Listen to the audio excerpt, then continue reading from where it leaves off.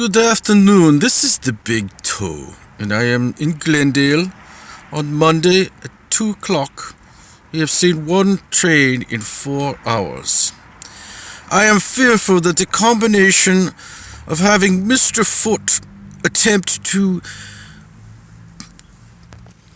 continue the principles of precision scheduled railroading despite his lack of executive operating experience, in combination with the incompetence unprecedented by the Jacksonville dispatcher, has doomed the Cincinnati Terminal Subdivision to being a laughingstock of the railroad world.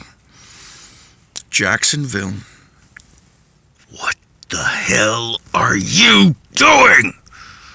You need to create revenue, and you create revenue by assembling trains and dispatching trains and getting them up through here so we can move them to where they're needed. If you don't have these trains up here in multiple numbers in the next hours, I'm dispatcher job in Florida!